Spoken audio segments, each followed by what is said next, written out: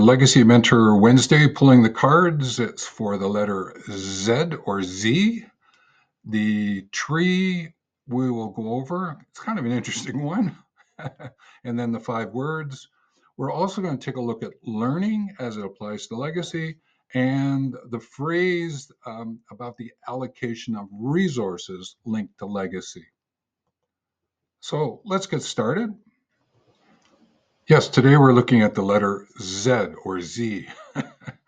And it's associated with endings and new beginnings. That was one of the ways of looking at it down through sort of its spiritual connection. In modern times, it has implications around political turmoil. But I also looked at Z as sort of a fallen N. That was just me years ago playing with the letters, and I just saw it that way. And I sort of always had that as a sense as Z was at the end and N was in the middle. So when N fell over, it became a Z. I don't know. It's just have some fun, right? Now, when it comes to the tree associated with the letter Z, it's Xanthroxylum. I hope I'm saying it correctly. And if you haven't heard of this one, don't be surprised. It's actually not native to Canada. And it's about the prickly ash, which is sometimes linked with bonsai trees. I did not know that one as well. I kind of figured Z would be one of those letters that didn't have something in a Canadian context. I've always thought I've known most of the trees, and sure enough, it came out. When it comes to the 5 words that we can use as prompts for our legacy writing, our contributions and projects, zany, zest, zenith, zero, and sleep. And taking it from the bottom, I put in this one about the sleep because if you're not paying attention to living your legacy life, you will, in a sense, fall asleep. It will sort of end what is happening at that point in time, and it may show up as a new beginning, or you might find yourself in a little bit of frustration. So, Zed's sleep was there to remind me to be very alert to where am I, what's my presence, what's going on. And if it is an ending I need, end it and then create the new beginnings to go with it. When it comes to zero, I'm not afraid of that number. I know some persons who sort of, don't get zero involved in my life. And I go, oh, that's okay. I've always connected 1 and 0. Those were the code for computer language, yes and no. And I've always said, hey, this is kind of an interesting um, word and the number that goes with it, and how might I use it at times. And so I've woven it into a lot of my work. And so I'm not afraid of zero or circle, and I see what I can do with it. When it comes to zenith, I remember it's whatever is the highest point that's above me. And there's many people who have different interpretations of what's strictly above. I always remember that phrase, as above, so below as above. And I also think about, okay, what is around me or what's above me? I learned some of that because of political turmoil that I was involved with, always being aware of what's above me, but also walking with nature, just what's above me. And I don't want anything from a wind to catch a branch and down it comes. And so I'm always sort of, where am I in relation to what's going on around me? So what's above me? When it comes to zest, the zesty, a little bit of vitality there. And I think I'm bringing my pirate in. But finding the zest, that zest of life, and really enjoying what's going on, and to do it through a bit of a lens of zany, being a little off center, having a little bit of fun, not always following the line that's presented to you, doing some wiggle and waggles that go with that. So that's from the zany point of view. So when you use these Zs, think about them as prompts for your legacy writing, writing your legacy stories. When it comes to the word learning, this is an important one in all of what it is that I do.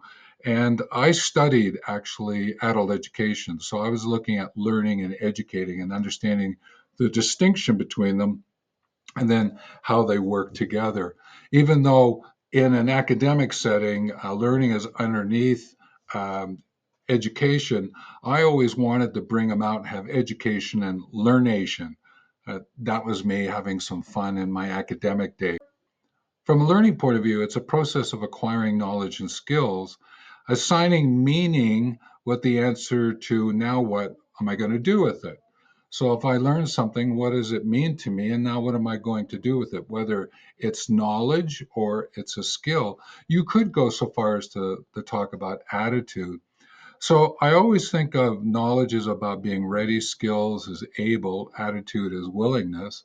So if I truly want to get raw at what it is that I'm working with, ready, able, and willing, I have to understand this knowledge, skills, and attitude mix, and therefore, what meaning do I associate with it so I can answer the question, now what?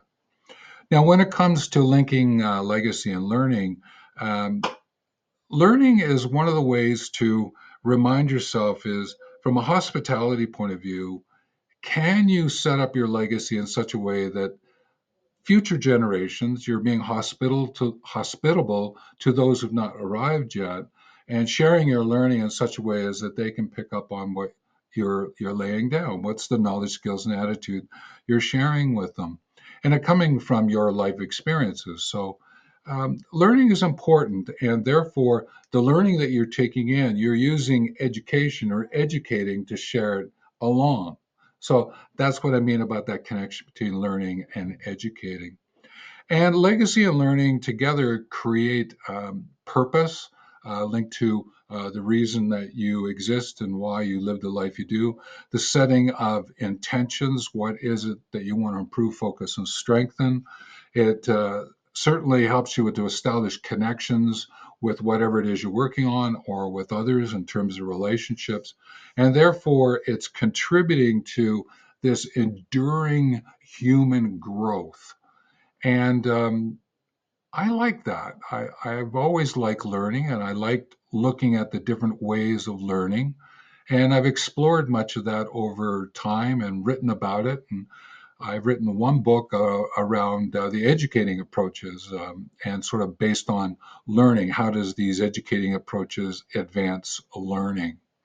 If you're interested in that, you can go to the store. There's a link down below in the description, and you can check out Help Them Help You Manage Lead. I'm going to be doing an update to that one very soon. When it comes to the phrase, the image of resources, well, it's a single word. Think of resources in a wider sense. I think of resources is linked to the what question. So, what is it that I need to put into action? What resources? Time, effort, and money. And that helps me to figure out how I want to allocate that time, effort, and money through my legacy. So, my legacy is about the useful what's, the time, effort, and money that I share, gift to others so that they can learn something from me. And therefore, they are like the cornerstones of legacy, the time, effort, and money. And therefore, resources, what you have, is so important to be able to figure out how you want to allocate them. And therefore, legacy transforms your personal resources into those meaningful gifts that you're going to share with others and for the future generations. And it's also your living legacy guides how the resources create impact beyond yourself, that ripple effect. It's amazing is it's not always about money and building a building. It can be sometimes just simply your volunteer time, your volunteer effort that you share with others. Just being present in conversations can make the biggest of differences. So think of youth mentoring. There's lots of ways in which you can figure out this time, effort, and money and be able to allocate your resources in furthering your legacy. And think about the time, effort, and money and how you might write stories about each one and them in combining about what it is you've done or what it is you're proposing to do. You can do fiction and faction there. There's lots of ways in which to enjoy the writing, the shaping and sharing of stories based on your legacy, time, effort, and money. Having learned these Z words and looking at learning and resources, how might you bring all of those together and share your learning from this video? There are multiple ways in which to be able to do that. And whatever way you do, comment below so that we can all learn different ways in which to bring to living legacy life Z words, the resources that we can work with, and the learning that we can share. What you're seeing now popping up, having gone through the presentation, are videos that I would encourage you to go to next. And you will find that what they'll do is they'll up your insights into living this legacy life.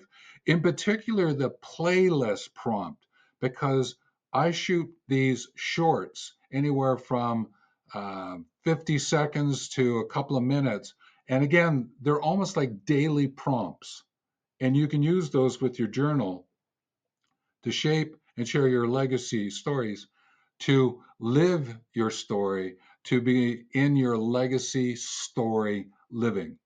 Best wishes with it, and take care.